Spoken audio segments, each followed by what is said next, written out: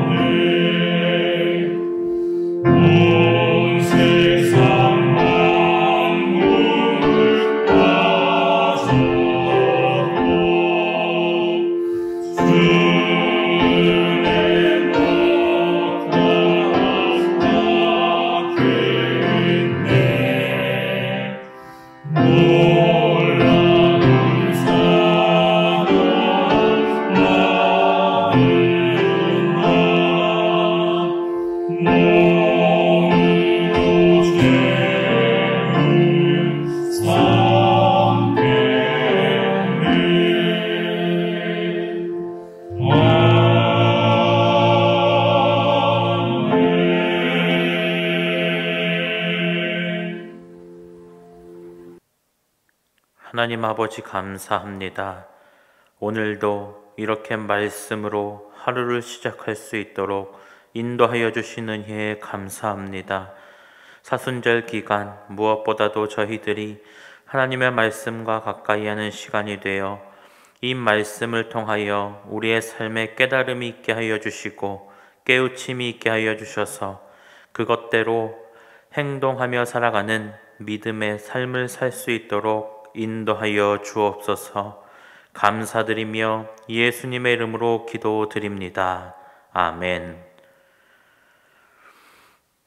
이 새벽 우리에게 주시는 하나님의 말씀은 구약성경 시편 51편 1절에서 7절 말씀입니다. 구약성경 시편 51편 1절에서 7절 말씀입니다. 우리 하나님의 말씀을 한 목소리로 함께 봉독합니다. 하나님이여, 주의 인자를 따라 내게 은혜를 베푸시며 주의 많은 긍휼을 따라 내 죄악을 지워주소서. 나의 죄악을 말갛게 씻으시며 나의 죄를 깨끗이 제하소서. 물은 나는 내 죄가를 아오니 내 죄가 항상 내 앞에 있나이다. 내가 주께만 범죄하여 주의 목전에 악을 행하였사오니 주께서 말씀하실 때에 의로우시다 하고 주께서 심판하실 때에 순전하시다 하리이다. 내가 죄악 중에서 출생하였으며 어머니가 죄 중에서 나를 잉태하였나이다. 보소서, 주께서는 중심이 진실함을 원하시오니 내게 지혜를 은밀히 가르치시리이다. 웃을초로 나를 정결하게 하소서. 내가 청하리이다. 나의 죄를 씻어 주소서. 내가 눈보다 희리이다. 이는 살아계신 하나님의 말씀입니다. 아멘. 오늘은 자기 부정이란 제목을 가지고 함께 말씀을 나누도록 하겠습니다. 시편에는 총 7편의 참회의 시가 있습니다. 오늘 읽은 시편 51편이 바로 참회의 시 7편 중에 하나입니다. 이 시는 참회의 모본이라고 불릴 정도로 유명한데, 다윗이 간음과 살인이라는 극악하고도 비열한 죄를 연속적으로 범한 이 밧세바 간음 사건에 대하여 나단 선지자로부터 책망을 듣고 자기 죄를 참회하며 쓴 시입니다. 그래서 자신의 범죄를 통해 깨닫게 된 이 부패한 인간의 죄악된 본성에 대한 이 다윗의 통찰력과 죄로 인한 하나님과의 교제 단절에 대한 이 다윗의 영혼의 고통 호소 및 간절한 교제 회복에 간구를 하고 있는 것입니다. 기독교는 자기 부정의 종교입니다. 그래서 예수님을 믿는다는 것은 나는 예수님의 십자가 앞에 죽었습니다 라는 이 고백이 따르는 것입니다. 그런데 불교는 목적이 해탈에 있습니다. 나라는 존재가 열심히 수련하여서 득도를 하게 되면 내가 깨달음의 경지에 오르게 되고 내가 결국에는 부처가 되는 것입니다. 다시 말하면 내가 부처라는 이 신의 존재가 되는 겁니다. 반면에 기독교는 나라는 존재가 예수가 되기 위해서 열심히 신앙생활을 하는 것이 아닙니다. 나라는 존재가 사라지고 예수 그리스도만 남는 것이 기독교입니다. 그러니 기독교는 늘 자기를 부정하고 자기 자신을 돌아보아야 하는 종교입니다. 따라서 기독교에는 참회, 회개가 빠질 수 없는 겁니다. 자기 부정을 할 수 있는 것은 회개가 있기 때문에 가능한 것입니다. 하나님의 말씀 앞에 서서 그 말씀을 나에게 비추어서 돌아보는 겁니다. 반추하는 겁니다. 오늘 본문에 나오는 다윗도 부족함이 많은 사람이었습니다. 하나님 앞에 돌이킬 수 없는 이 죄악을 저지르기도 했습니다. 입에 오르내리기도 힘든 이 성적인 범죄, 살인 등을 저질렀습니다. 그러나 다윗은 이 하나님의 말씀 앞에 자신의 삶을 반추해 보았습니다. 하나님의 말씀 앞에 선 자신을 바라보니 도저히 답이 나오지 않았습니다. 그러면서 쓴 시가 바로 오늘의 시편 51편입니다. 그래서 1절에서 9절은 다윗이 자신의 죄악을 시인하면서 동시에 자신이 그러한 죄악을 범할 수밖에 없었던 원인으로서 부패한 인간의 죄악된 본성을 고백하며 하나님께 자신의 죄악을 도말하여 주시기를 간구하는 내용이 나와 있습니다. 이어서 10절에서 12절은 죄악된 본성을 타고난 자신의 심령을 성령을 통하여서 근본적으로 변화시켜 정직하고 신실하게 해줄 것을 요청하며 구원의 기쁨을 회복시켜 주실 것을 간청하는 내용입니다. 마지막으로 13절에서 19절은 회복의 은혜 체험을 전제로 하나님께 세 가지 서원, 곧 범죄자에게 주의 도를 가르치고 주의 의를 찬양하며 참 제사를 드리겠다고 서원을 하는 내용입니다. 하나님께서는 우리의 모든 행위를 다 아십니다.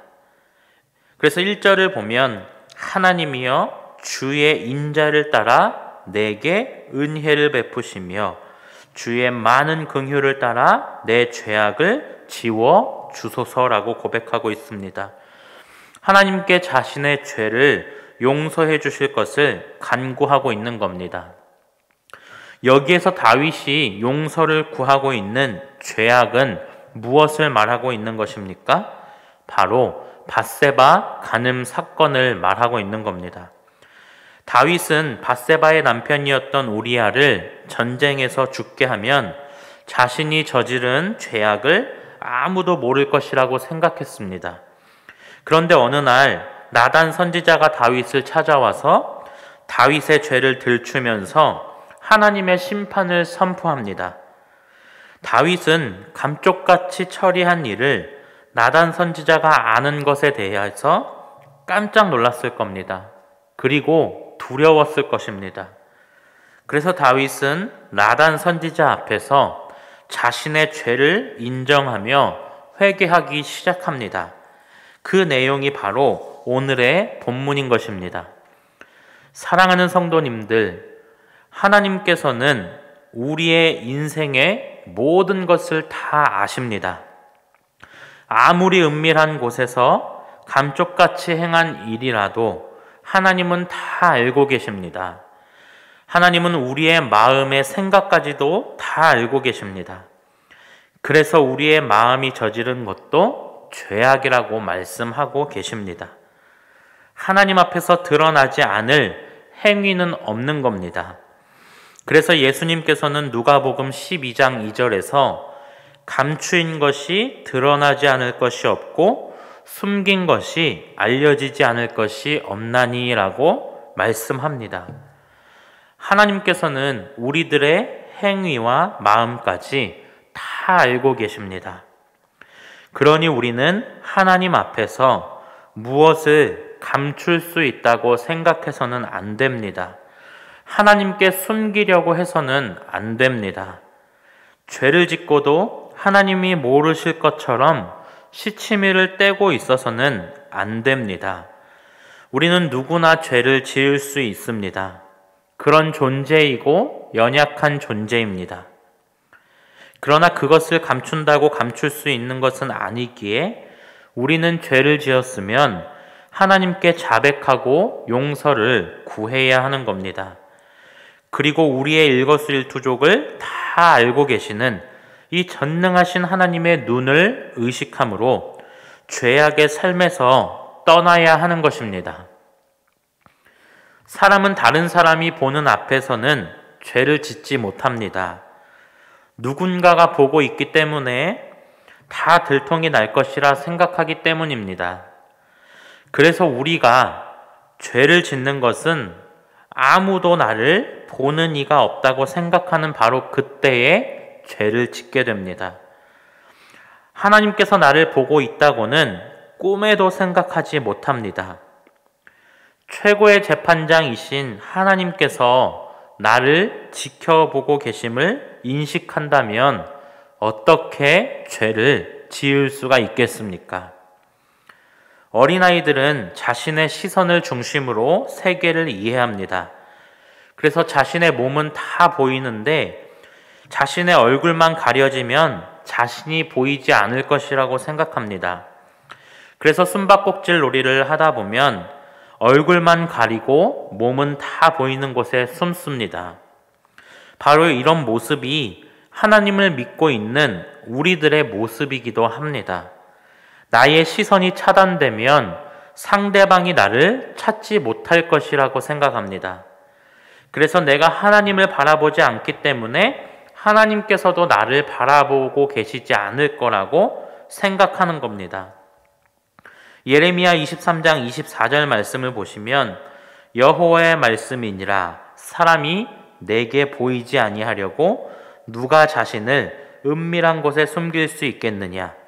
여호와가 말하노라 나는 천지에 충만하지 아니하냐. 아멘. 하나님께서는 이 땅에 충만하게 계십니다. 충만하다는 것은 어디든 스며 계신다는 소리입니다. 그러니 우리에게는 은밀한 일이란 없는 겁니다. 모든 것을 다 아시는 겁니다.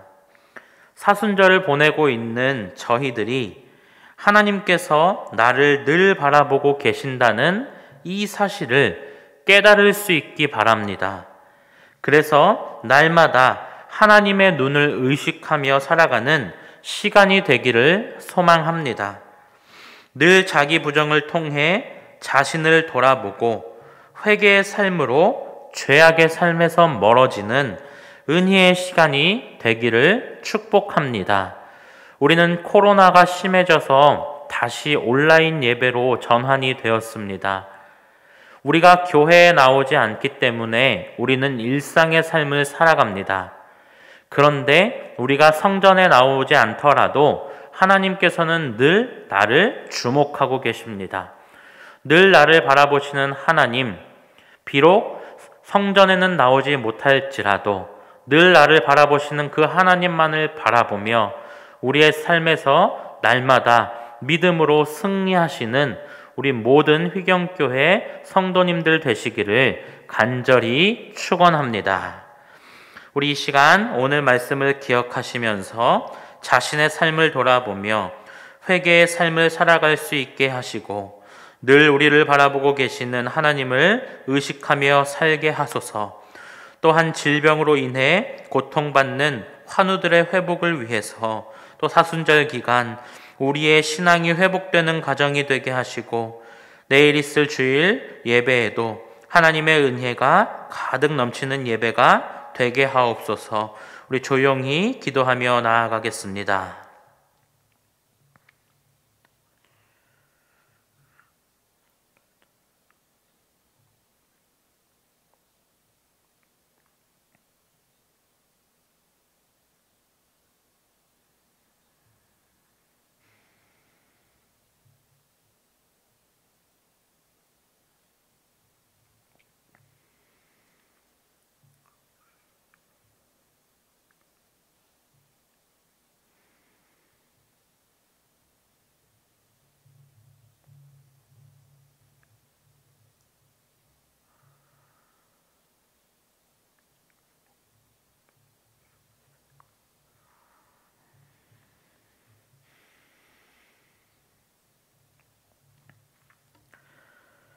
하나님 아버지, 사순절 기간에 오미크론 확산세가 심해져 온라인 예배를 드릴 수밖에 없는 이 상황이 너무나도 안타깝습니다. 어느 때까지입니까? 저희들의 믿음 없는 삶을 용서하여 주시고 저희들을 긍휼히 여겨주셔서 속히 코로나 바이러스가 물러가 일상의 삶을 살아갈 수 있도록 인도하여 주옵소서. 이 사순절 기간 우리 삶 가운데에 회개의 역사가 나타나길 소망합니다. 늘 하나님께서 나를 바라보고 계시다는 이 사실을 깨닫고 하나님 앞에서 살아가는 저희 모두가 되게 하옵소서. 질병으로 인하여 고통 중에 있는 환우들이 있습니다. 오직 하나님만이 치유하실 수 있음을 믿습니다. 치유의 손길로 어루만지사 회복의 역사가 나타나게 하옵소서. 우리의 무뎌진 신앙이 회복되길 소망합니다. 저희 가정이 믿음의 가정이 될 수 있도록 인도하여 주시고 제가 믿음의 본을 보여 저로 인하여 믿지 않는 주변의 사람들이 하나님께로 돌아오는 역사가 나타나게 하옵소서.